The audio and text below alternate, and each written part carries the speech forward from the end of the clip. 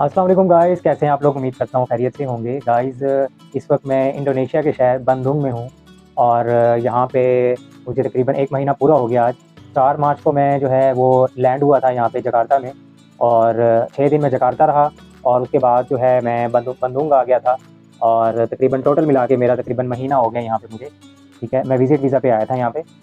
तो आज की वीडियो में मैं आपको जो है वो एक्सपेंस बताऊंगा कि मेरा यहाँ पे पूरे महीने में कितना एक्सपेंस हुआ है और इसके अलावा मैं ये बताऊंगा कि ये मुल्क जो है वो पाकिस्तान से सस्ता है या महंगा है। ठीक है, और गाइज़, जिन लोगों ने मेरा चैनल सबसे पहले सब्सक्राइब नहीं किया वो सब्सक्राइब कर लें और बेल आइकन को प्रेस कर लें ताकि हर न्यू आने वाली वीडियो आप तक पहुँच सके। और वीडियो को लाइक और शेयर भी ज़रूर कर दीजिएगा। अच्छा गाइज़, मैं ये कहना चाहूँगा कि यहाँ पे पहले ख़र्चा आपको बताता हूँ कि यहाँ पे पाकिस्तान से सस्ता मुल्क है या महंगा मुल्क है। पहले तो मैं ये बताता हूँ आपको, पाकिस्तान से ये थोड़ा-सा महँगा मुल्क है, ठीक है? वो इस हिसाब से कुछ चीज़ें यहाँ पे सस्ती मिलती हैं, कुछ चीज़ें यहाँ पे महँगी हैं, ठीक है? जैसे हम अगर कपड़े लेने जाते हैं तो कपड़े पाकिस्तान के रेट के हिसाब से मिल जाते हैं, ठीक है? अगर मैंने यहाँ पे गैस सिलेंडर भरवाया था तो मुझे ये यहाँ पे जो गैस है वो ₹200 किलो के हिसाब से मिली है, ठीक है? पाकिस्तान में आई थिंक 250 या 300 चल रही है, ठीक है? और इसके अलावा यहाँ पे जो है जैसे गोजेक इनड्राइव है, इनड्राइव, गोजेक, ग्रैब, ठीक है? ये भी बड़ा सस्ती है। यहाँ पे पाकिस्तान कितना रेट्स हैं इसके, यानी कि बंदा तकरीबन 150 में, 200 में, 250 में 5 किलोमीटर, 8 किलोमीटर जा सकता है, ठीक है? तो ये चीज़ें हो गई, इनड्राइव भी सस्ती है। इसके अलावा जो है खाने-पीने का खर्चा, खाने-पीने का ये सीन था कि मैं जब आया था तो रमज़ान शरीफ था, अब खैर रमज़ान शरीफ ख़त्म हो चुका है, तो मुझे पूरा महीना हो गया है, तो मैं 2 टाइम का खाना खाता रहा हूँ। तो 2 टाइम का यानी कि मेरा तकरीबन एक्सपेंस हो रहा था खाने का ₹1000 पाकिस्तानी, ठीक है? और ₹500 यानी कि एक टाइम का होता था और 500 दूसरे यानी कि दूसरे टाइम का, यानी कि सहर और अफ्तार, ये 2 टाइम मैं खाना खाता था। तो यानी कि मेरा जो मंथ का जो सिर्फ़ खाने का खर्चा हुआ है ना, वो तकरीबन 28,000 हुआ। ठीक है, मैंने अप्रॉक्सीमेटली एवरेज निकाली है कि ₹1000 यानी कि का खर्चा हो सकता है, ठीक है? और टोटल मिला के जो मैं खर्चा बता रहा हूँ, अब मेरा जो टोटल यानी कि मैं गोजेक पे यानी कि मैंने अट्रैक्शन विज़िट किए हैं यहाँ पे जकार्ता में, बंदुंग में, इसके अलावा खाने-पीने का खर्चा, इसके अलावा ग्रोसरी का खर्चा, इसके अलावा क्लोथिंग वगैरह का खर्चा, ठीक है? मैंने क्लोथिंग ज़्यादा तो नहीं ली, खैर थोड़ी-सी 1-2 शर्ट ही ली हैं, ठीक है ना? तो उसका खर्चा, इसके अलावा जो है मैं कपड़े वगैरह खुद वॉश करता रहा हूँ, ठीक है? कुकिंग खुद भी करता रहा हूँ, ठीक है? और अगर आप कपड़े वगैरह बाहर वॉश करवाएँगे, यानी कि उनका पैकेज होता है वॉश का, आयरनिंग का, ड्राइंग का, ये उनका पैकेज होता है, ठीक है? पाकिस्तानी हिसाब से जो है केजी का हिसाब है यहाँ पे, यानी कि 8 केजी आपको तकरीबन पाकिस्तानी ₹700 में ये कपड़े धो भी देंगे और उसको ड्राई भी करके देंगे और उसको इस्त्री भी करके देंगे, ठीक है ना? यहाँ पे ये सीन। लेकिन ये है कि शुरू में तो खैर मैं जब होटल में रह रहा था तो मेरे लिए प्रॉब्लम थी। मेरे पास ज़ाहिर बात है यहाँ पे जो है ना, ज़्यादातर जिधर भी आप होटल में जाएँगे तो बाज़ दफ़ा आपको जो है ना वो वॉशिंग की, लॉन्ड्री की सर्विस जो है ना वो बाज़ दफ़ा होती है, बाज़ दफ़ा अवेलेबल नहीं होती। वो डिपेंड करता है कि आप किस होटल में जा रहे हैं, एक्सपेंसिव में जा रहे हैं या लोएस्ट प्राइस में जा रहे हैं। क्योंकि मैं तो जब भी जाता था तो लोएस्ट प्राइस में रहता था, यानी कि नॉर्मल प्राइस होती थी, ठीक है? नॉर्मल प्राइस होटल में रहता था। तो मुझे जो है पहला जकार्ता में जब मैं रहा हूँ 6 दिन, मुझे वहाँ पे होटल बहुत अच्छा मिला है। हालाँकि वहाँ पे फॉरेनर्स भी आते थे, वहाँ पे मेरा अच्छा एक्सपीरियंस रहा है। हालाँकि उन्होंने मुझे अर्निंग भी दी है, यानी कि मैं इस्त्री भी खुद करता था वहाँ से लेके, ठीक है? काफ़ी सहूलियात थी, गर्म पानी भी था, सब कुछ। जब मैं आया हूँ इधर बंदुंग में, तो मैंने जब होटल लिया था तो यहाँ पे मुझे जो है ना गीज़र की सहूलत नहीं मिली थी, एसी लगा हुआ था, लेकिन यहाँ पे एसी की ज़रूरत नहीं होती। ये जो बंदुंग शहर है, ये जो है कूल है, यानी कि कूल वेदर होता है यहाँ पे। ये सेम लाइक इस्लामाबाद की तरह है, यहाँ पे माउंटेन्स होती हैं, ठीक है? और मैं जकार्ता में जब रहा हूँ, जकार्ता में भी यानी कि मुझे कई लोग कहते हैं बहुत गर्मी होती है। हालाँकि हम लोग पाकिस्तान में रहते हैं, हमारा टेम्परेचर 40, 42, 43 तक चला जाता है। लेकिन यहाँ पे वो वाली गर्मी नहीं है, इनके हिसाब से गर्मी है, ठीक है? यानी कि मैक्सिमम टेम्परेचर हो जाता है 28-30, इससे ज़्यादा नहीं होता, ठीक है ना? या 32 तक चला जाता है बस। आप यानी कि बाहर अगर आप जाएँगे भी सही ना घूमने-फिरने, बाइक पे भी जाएँगे तो आपको ज़्यादा फ़ील नहीं होगा। तो वहाँ तो मौसम इस तरह का था। और जब मैं यहाँ बंदुंग आया, बंदुंग में ये है कि यहाँ पे माउंटेन्स हैं, यहाँ पे स्प्रिंग चल रहा है इस टाइम ना, ठीक है? यहाँ पे बारिशें होती रहती हैं, तकरीबन डेली बेसिस पे बारिशें होती हैं। इसका मौसम सेम लाइक मलेशिया की तरह है, जैसे मलेशिया में डेली बारिश होती है, यहाँ भी डेली बारिश होती है तकरीबन, ठीक है ना? तो यहाँ पे ये है कि एसी की भी ज़रूरत नहीं है, ठीक है? और गीज़र लगा हुआ है, गीज़र की ज़रूरत पड़ती है, ज़ाहिर-सी बात है जब बारिश होती है तो थोड़ा बहुत जो है ना ठंड फ़ील होती है, ठीक है? और अब मेरा जो खर्चा हुआ है ना, यानी कि टोटल जो खर्चा हुआ है उसमें, यानी कि मैं आपको बता रहा हूँ, उसमें ग्रोसरी, उसमें मेरा जो है गोजेक इन ड्राइव जब मैं बाहर जाता था अट्रैक्शन देखने के लिए, ठीक है? इसके अलावा जो है मेरा जो है वॉशिंग के लिए जो लॉन्ड्री का शुरू में खर्चा हुआ था, होटल का खर्चा हुआ है, ठीक है? ये सारी चीज़ें शामिल हैं और मेरा टोटल खर्चा पाकिस्तानी हिसाब से ₹1,00,000 का खर्चा हुआ है, ठीक है? जकार्ता और बंदुंग दोनों का मिला के बता रहा हूँ पूरे महीने में। 1,00,000 का ये खर्चा हुआ है। और इसके अलावा जो इंडोनेशियन अमाउंट में बात की जाए तो इंडोनेशियन यानी कि मेरा जो है ₹60,00,000 का इंडोनेशियन खर्चा हुआ है। 60 लाख बनते हैं इनके तकरीबन 6 मिलियन। 6 मिलियन का मतलब है 6 जूता, ठीक है? एक जूता जो होता है वो 17,000 पाकिस्तानी का होता है और इंडोनेशियन 1 मिलियन का होता है, ठीक है? मेरे 6 जूते जो हैं वो इसमें एक्सपेंस लगा है मेरा तकरीबन जो है पर मंथ का इंडोनेशियन रुपीज़ में। और अगर तो आप पाकिस्तानी हिसाब से देखें तो मेरा जो है 1 लाख रुपए का खर्चा अब तक हो चुका है माशाल्लाह से, ठीक है। और यहाँ पे जो खाने हैं, यहाँ पे खाने की बात की जाए तो यहाँ पे खाने जो हैं राइस हैं, ठीक है, डिफरेंट टाइप्स ऑफ राइस मिलेंगे आपको। यहाँ की जो फेमस डिश है वो है नासी गोरेंग। नासी गोरेंग, नासी कहते हैं राइस को, गोरेंग कहते हैं फ्राइड, यानी कि फ्राइड राइस यहाँ की जो है फेमस डिश है।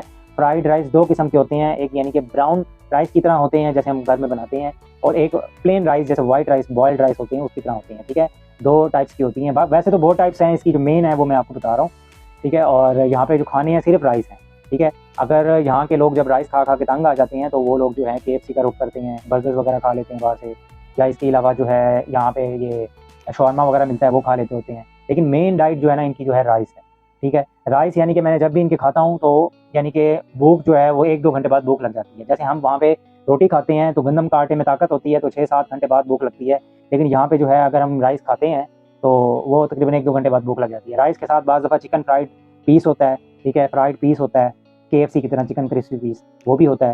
डिफरेंट टाइप्स के यहाँ पे चीज़ें जो है ना लोग डाल के, बाज़ दफ़ा शोरबा डाल के भी खाते हैं, ठीक है। डिफरेंट टाइप्स के इनके जो है सूप होते हैं, ठीक है, सूप भी पीते हैं ये लोग। लेकिन सूप मैंने अभी तक इसलिए नहीं पिया क्योंकि ज़ाहिर सी बात है फिर भूख लग जाएगी, ठीक है। मैं वो चीज़ें खाता रहूँ जिससे यानी कि बार बार भूख ना लगे, ठीक है। बाकी यहाँ पे काफ़ी सारी चीज़ इंस्टेंट फूड में मिल जाता है, जैसे नगेट्स मिल जाते हैं, फ्राइज़ मिल जाते हैं, ठीक है। बर्गर बन आपको मिल जाएंगे। बर्गर बन लेके आप जो है चिकन पैटी जो है बर्गर पैटी होती है वो लेके आप इंस्टेंट कुकिंग भी कर सकते हैं, खुद बना सकते हैं। क्योंकि अगर आप बार बाहर जाएंगे ना खाने के लिए फिर तो ये है कि आपका जो है ना इनका इंडोनेशियन हिसाब से आपको 25,000-30,000 लगता रहेगा। 25 से 30,000 का मतलब है कि 500, 450, 500, 600 ये लगता रहेगा आपका, ठीक है। ये मैं अपना खर्चा बता रहा हूँ, ठीक है। ये नॉर्मली खर्चा मैंने कम करके बजट में रह के ये मैंने खर्चा किया है, तो मेरा खर्चा जो आया वो लाख रुपए आया है, ठीक है। और ये मुल्क जो है इंडोनेशिया, ये जो है सीज़न, इसके सीज़न जो हैं वो 2 हैं, ठीक है। 2 सीज़न होते हैं इनका जो है, एक होता है समर, एक होता है स्प्रिंग, ये 2 सीज़न है। और जिस शहर में मैं रह रहा हूँ इसके जो है ना यहाँ पे तकरीबन स्प्रिंग ही होता है सारा साल ना, ठीक है। गर्मी यानी कि नहीं होती, स्प्रिंग ही चलता है पूरा साल, ठीक है, बारिशें होती रहती हैं। और अब मैं आपको ये बताऊंगा कि मैं यहाँ क्यों आया, ठीक है, इंडोनेशिया क्यों आया, मैंने ये इंडोनेशिया क्यों चूज़ किया। आपके जहन में ये सवाल आ रहा होगा मैं इंडोनेशिया क्यों आया, मैं और किसी कंट्री क्यों नहीं गया, यूरोप क्यों नहीं गया, मैं इसके अलावा एशिया के और कंट्री हैं जैसे जापान है, मैं जापान क्यों नहीं किया। एक्चुअली मेरा प्लान जो है ना गाइस जापान जाने का था, लेकिन जापान जाने का ये है कि प्रोसीजर जो है वो थोड़ा लंबा था, ठीक है। और मेरा जो स्टडी गैप था बीच में, स्टडी गैप की वजह से ना तो मेरा जो है वो वीज़ा नहीं लग सका, ठीक है। और दूसरी बात ये है कि लैंग्वेज बैरियर है, लैंग्वेज बहुत टफ है, ठीक है। हालांकि मैंने लैंग्वेज 2 साल स्टडी की है, लेकिन लैंग्वेज इतनी टफ है कि आप सारी ज़िंदगी भी लगे रहना तो आप तब तक भी लैंग्वेज पूरी नहीं सीख सकते, ठीक है। तीसरा मसला ये था कि हमारे पाकिस्तान में जो है ना वो एजेंसीज़ जो थी वो यानी कि वो भेज नहीं रही, ठीक है। काफ़ी अर्से से उन्होंने कहा हुआ था कि हम भेजेंगे, हम अगले महीने भेजेंगे, 2 महीने बाद भेजेंगे, 3 महीने बाद भेजेंगे, नहीं हो रहा था, प्लान वहाँ से नहीं बन रहा था। तो इस वजह से फिर मैंने चूज़ किया। फिर आप सोच रहे होंगे मैं यूरोप क्यों नहीं गया। फिर मैंने सोचा कि बात यह है कि हम पाकिस्तान में तो रह ही रहे थे, ठीक है। आपको पता है पाकिस्तान में किन मसाइल का सामना है, लाइट आती जाती रहती है, ठीक है। और इसके अलावा नेट का इशू है वहाँ पे, ठीक है। कोई बंदा ऑनलाइन भी काम नहीं कर सकता, इसके अलावा और भी कई काम है जो बंदा नहीं कर सकता नेट की वजह से, ठीक है। तो जिसकी वजह से मैंने सोचा कि एक ऐसा मुल्क हो जो पाकिस्तान की तरह हो, ठीक है, और वहाँ पे मैं चला जाऊँ और वहाँ पे ये एक नेट की सहूलत भी अच्छी हो और मुझे फील हो कि मैं पाकिस्तान की तरह ही खर्चा कर रहा हूँ, यानी कि महंगा भी ना हो, पाकिस्तान की तरह ही हो, ठीक है। पाकिस्तान के हवाले से ये वैसे ही सेम मुल्क है। और मैं चाहता था कि पाकिस्तान में जैसे सेफ्टी नहीं है यहाँ पे थोड़ी सी सेफ्टी भी हो, ठीक है, मुझे सेफ्टी भी मिले, कानून भी हो, ठीक है, कानून यहाँ भी है, ठीक है, चीज़ें भी खालिश हों, पाकिस्तान की चीज़ें खालिश हों, यहाँ खालिश हैं, ठीक है। तो इस वजह से मैं इंडोनेशिया आया हूँ। बाकी मैं यूरोप वगैरह इसलिए नहीं किया क्योंकि एक तो बात यह है कि अगर तो यूरोप, मैं असल में एक और वजह भी थी, मैं इंडोनेशिया इसलिए भी आया हूँ, यहाँ पे मैं बिज़नेस के हवाले से आया हूँ, ठीक है। तो यहाँ पे अगर तो जो बंदा जॉब करता है और जॉब करना चाहता है लाइफ में, ठीक है, वो फिर यहाँ ना, ठीक है। क्योंकि ये जो है ना इंडोनेशिया मुल्क की बिज़नेस के लिए बना है। जो ये लोग जो है ना यानी कि हम लोगों को, फॉरेनर को किस लिए सपोर्ट कर रहे हैं, वो चाहते हैं कि हम लोग जो है यहाँ पे बिज़नेस करें और उनका जो इंडोनेशियन लोगों का फ़ायदा हो, ठीक है। क्योंकि ज़ाहिर सी बात है हम फॉरेनर लोग जब यहाँ आके इन्वेस्टमेंट करेंगे, ठीक है, इन्वेस्टर वीज़ा लेंगे तो जो हायर करेंगे ना तो वो इंडोनेशियन ही हायर करेंगे, क्योंकि हम लोग जो है ना वो यहाँ पे काम नहीं कर सकते इन्वेस्टर वीज़ा पे, ठीक है। तो हम इंडोनेशियन जब हायर करेंगे तो मुल्क का फ़ायदा है, इंडोनेशियन के मुल्क का फ़ायदा है, उनकी गवर्नमेंट का फ़ायदा है, क्योंकि वो उनके लोगों को हम तरजीह दे रहे हैं, प्रेफरेंस दे रहे हैं, उनके लोगों को काम दे रहे हैं, ठीक है। क्योंकि ये मुल्क जो है वो बहुत बड़ा मुल्क है, इंडोनेशिया मुस्लिम कंट्री है, बहुत बड़ा कंट्री है, तो इसलिए यहाँ पे जो है ना इनके यहाँ पे जो पॉपुलेशन है बहुत ज़्यादा है, तो इसी वजह से इन लोगों का फ़ायदा है, ठीक है, इसमें। और हमारा ये फ़ायदा है कि हम लोग चलो ये है इन्वेस्टर वीज़ा पे आ सकते हैं, हम 2 साल वाला इन्वेस्टर वीज़ा लगवा लेंगे, उससे कहते हैं कि तास, ठीक है। बाद में ये है कि 3 साल बाद यहाँ पे PR मिल जाती है और 5 साल बाद नेशनलिटी मिल जाती है। और इसी वजह से भी मैं एक आया हूँ, ये भी एक रीज़न था कि ये मैं सोच रहा था कि ऐसा कोई मुल्क हो जहाँ मुझे नेशनलिटी मिले, पहले मैं दुबई जाने का सोच रहा था, जापान जाने का सोच रहा था, लेकिन ये है कि नेशनलिटी के हिसाब से मैंने देखा कि नहीं, दुबई में भी नेशनलिटी नहीं मिल सकती। सऊदी जाने का सोच रहा था तो सऊदी में भी नहीं मिल सकती। जापान जाने का सोच रहा था तो लैंग्वेज बैरियर था और भी कई मसाइल थे, डॉक्यूमेंटेशन बहुत लंबी थी। ठीक है, फिर मैंने सोचा कि क्यों ना ऐसा मुल्क हो जहाँ पे नेशनलिटी जल्दी मिल जाए। ये वाहिद मुल्क मुझे नजर आया था जहाँ पे नेशनलिटी जल्दी मिल जाती है, 5 साल बाद मिल जाती है। ठीक है, अगर तो आप बिल्कुल इनके यानी कि रूल्स एंड रेगुलेशन के मुताबिक चलते हैं तो 5 साल बाद आपको नेशनलिटी मिल जाती है।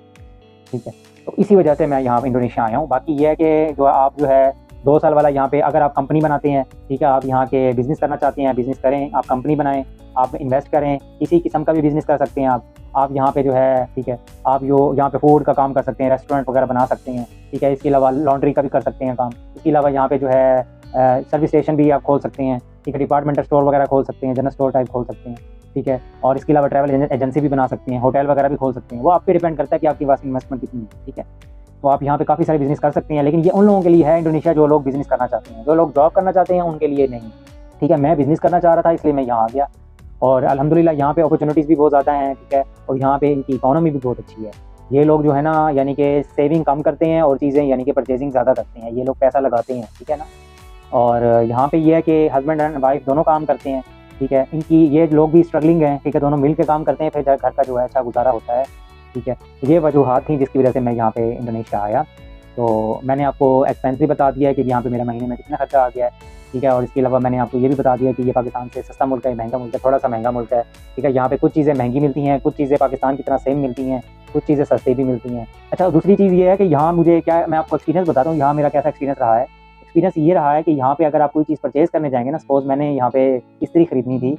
ठीक है, मैं बाजार गया तो यहाँ पे आपको पठानों वाले रेट मिलेंगे, यानी कि पठान जैसे रेट ज़्यादा बताते हैं ना तो फिर नीचे आ जाते हैं। लेकिन कुछ शॉप जो हैं ज़्यादा बता के नीचे बहुत ज़्यादा आ जाते हैं, लेकिन कुछ शॉप्स ऐसी हैं जो ज़्यादा बताती हैं फिर नीचे नहीं आती, कम आती हैं। ठीक है ना, आपने इन चीज़ों का लाजमी ख्याल करना है कि जब भी आप इंडोनेशिया आए ना, यहाँ पे आपने कोई भी चीज़ परचेज़ करनी, पहली बात यह है अगर ऑनलाइन ले लें। ठीक है, मैंने अभी एक्सपीरियंस नहीं किया ऑनलाइन में, लेकिन ये है कि चीज़ हाफ कीमत में मिल रही है। अगर आप ऑनलाइन लेंगे चीज़ जो है 50% ऑफ पे मिल रही है। ठीक है, अगर आप फिजिकली लेंगे तो चीज़ आपके सामने होगी, आप थोड़ा चेक करके भी ले सकते हैं। ठीक है, तो यहाँ पे ये ख्याल कीजिएगा कि जो रेट ये बताएं ना उससे आपने हाफ के से भी नीचे आ जाना है। ठीक है, लेकिन पहले उनका लास्ट पूछना है कि उनका लास्ट क्या है। ठीक है, पहले उनसे पूछ लेना कि आपका लास्ट प्राइस क्या है। उसके बाद अगर वो नहीं देते तो फिर आप अपना बता दें जो आप अपना बताना चाहते हैं, ऑफर देना चाहते हैं। तो आपने जो भी चीज़ लेनी है ना, आपने रेट ध्यान से करना है, वरना आप ये है कि महंगी चीज़ लें। ठीक है, और ख़ास तौर पर अट्रैक्शन वाली जगह पे, यानी कि जहाँ पे रश वाली जगह होगी, अट्रैक्शन होगी, खास तौर पर वहाँ जाके ना अपनी चीज़ जो है ना खरीदनी नहीं है। ठीक है, आपने गली मोहल्लों में चीज़ लेनी है, वहाँ पे आपको सस्ती मिल जाएगी। अगर नहीं मिल रही फिर आप मार्केट जाएँ, होलसेल मार्केट्स भी हैं यहाँ पे, इलेक्ट्रॉनिक्स की भी हैं, मोबाइल मार्केट्स हैं। इसके अलावा अगर आपने घर का सब बेसिक सामान लेना है, ग्रोसरी लेनी है, वेजी लेनी है, फ्रूट्स लेने हैं, वो भी मार्केट है। ठीक है, तो इसी तरीके से आप ले सकते हैं। बाकी ये है कि इंडोनेशिया के लोग कैसे हैं, यहाँ के लोग बहुत अच्छे हैं। ठीक है, यहाँ के लोग बड़ी इज़्ज़त करते हैं फॉरनर की। यहाँ पे मैंने नमाज़ें भी पढ़ाई हैं, मैं मस्जिद में जाता हूँ तो मुझे मुसल्ले पे खड़ा कर देते हैं, नमाज़ें भी पढ़ाई हैं। और इसके अलावा ये लोग हाथ चूमते हैं, हालांकि बड़े बड़े बुजुर्ग जो है ना मेरे हाथ चूमते हैं। ठीक है, फॉरनर की बहुत इज़्ज़त करते हैं और हर बंदे की इज़्ज़त करते हैं, ज़रूरी नहीं है फॉरनर की, हर बंदे की यहाँ बड़ी रिस्पेक्ट करते हैं और हाथ चूम के ना माथे पे लगाते हैं। ठीक है ना, तो ये लोग माशाल्लाह बहुत रिस्पेक्ट करते हैं। और यहाँ पे ये है कि आपको अगर आपको रास्ता भूल जाते हैं या अगर आप रोड पे जा रहे हैं, अगर कोई आपको यानी कि आप चाहते हैं कोई आपको रास्ता दे तो रास्ता भी देते हैं ये लोग। ठीक है, गुजरने के लिए। और इसके अलावा यहाँ पे फ्रस्ट्रेटेड लोग नहीं हैं, जैसे पाकिस्तान में लोग होते हैं ना गाली गलौज, लड़ाई झगड़ा रोड पे, ऐसा आपको अभी तक मैंने नहीं देखा। महीना हुआ है मैंने अभी तक नहीं देखा। लोग बहुत अच्छे हैं यहाँ पे, कोऑपरेटिव हैं। और अगर आपको बाज़ दफ़ा ऐसा होता है कि मैं मस्जिद का रास्ता पूछता हूँ लोगों से कि मस्जिद किधर है, बाज़ दफ़ा ऐसी जगह पे गया होता हूँ, मस्जिद का नहीं पता होता, तो मैं उनसे मस्जिद का रास्ता पूछता हूँ तो बाज़ दफ़ा खुद लेके जाते हैं मुझे दिखाने के लिए। ठीक है, माशाल्लाह ये बहुत अच्छा कंट्री है और ये झुके हुए लोग हैं, आजी वाले लोग हैं। ठीक है ना, यहाँ पे जो लोग अमीर है ना, हर बंदे के पास तकरीबन गाड़ी है, जिसके पास नहीं भी है ना तो वो भी प्राउड ही नहीं है, जिसके पास है वो भी प्राउड ही नहीं है। सारे आजी झुके हुए लोग हैं, रिस्पेक्ट करते हैं। ठीक है ना, और ठीक है गाइस, मैंने आपको अब सारी मालूमात बता दी वीडियोज़ में। बाकी ये है कि आप अगर यहाँ बिज़नेस के हवाले से आना चाहते हैं, यहाँ पे आएँ, आप कंपनी बनाएं, कंपनी बना के आप जो है उसके बाद जो है 2 साल का किताब लें, इन्वेस्टर वीज़ा लें। ठीक है, आप इन्वेस्ट करें, यहाँ पे बिज़नेस करें और आपको इंशाल्लाह 3 साल बाद जो है वो पीआर मिल जाएगी, 5 साल बाद नेशनलिटी मिल जाएगी। और नेशनलिटी लेने के लिए मैंने जो इन्फॉर्मेशन ली है, मुझे कई लोगों ने कहा था कि यहाँ पे ना आपको कौमी तराना आना चाहिए, आपको लैंग्वेज आनी चाहिए, आपको रिटर्न, आपको स्पीकिंग। लेकिन बहरहाल जो मेरा एक्सपीरियंस है, मैंने जो इन्फॉर्मेशन ली है उसमें ये आपको चीज़ नहीं आनी। लैंग्वेज आपको वैसे ऑटोमेटिकली आ जाएगी 6 महीने बाद, साल बाद, लेकिन ये अगर आपको लैंग्वेज नहीं आती उसका नेशनलिटी से कोई ताल्लुक नहीं है अभी तक जो मुझे इन्फॉर्मेशन मिली है। बाकी अगर आपके पास कोई इन्फॉर्मेशन है तो आप मेरे कमेंट बॉक्स में ज़रूर मुझे आगाही दे सकते हैं, मुझे सजेशन दे सकते हैं, मुझे गाइड कर सकते हैं। ठीक है, मुझे लाजमी बताइएगा। और जिन लोगों ने मेरा चैनल सब्सक्राइब नहीं किया वो सब्सक्राइब भी कर लें और बेल आइकन को प्रेस कर लें ताकि हर न्यू आने वाली वीडियो आपको इंडोनेशिया के हवाले से इन्फॉर्मेटिव वीडियो, ट्रैवलिंग वीडियो आपको मिल सके। ठीक है, मेरी वीडियो को लाइक और शेयर भी ज़रूर कर दें। तो मुझे इजाज़त दें, अपना ख्याल रखिएगा, दुआ में याद रखिएगा। अल्लाह हाफ़िज़।